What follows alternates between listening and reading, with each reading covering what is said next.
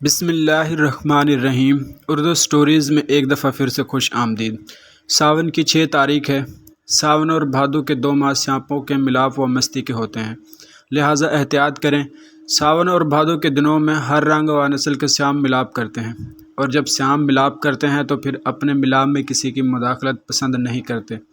سانپوں کے ملاپ کی اوقات نوٹ کر لیں۔ سانپ عصر کے بعد سے لے کر پوری رات و صبح طلوع آفتاب کے ساتھ رہتے ہیں، اور پھر محدود فاصلے پر دور ہو جاتے ہیں اور دوبارہ عصر کے اوقات ملاپ کرتے ہیں۔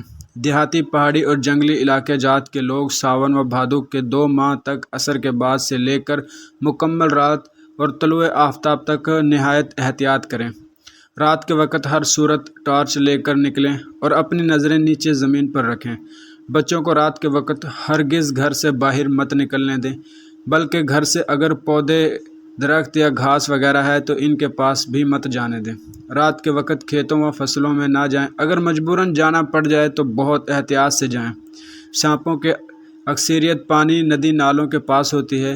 کالے ناگ کے سانپ کی جوڑی بہت پانی کے پاس ہوتی ہے۔ اچھی اچھادھاری ناگ کی جوڑی ریگستانی علاقوں میں اکثر ہوتی ہے۔ اللہ حافظ، آمین۔ اللہ پاک آپ کو ان چیزوں سے محفوظ رکھے۔ یہ ویڈیو آپ اور آپ کے لیے ہے۔ اگر آپ کو ہماری ویڈیو پسند آئی تو برائے کرم ویڈیو کو لائک، شیئر، کمنٹ کرنا نہ بھولیے گا۔ ہم آپ کے لیے مزید اس طرح کی ویڈیوز بناتے رہیں گے۔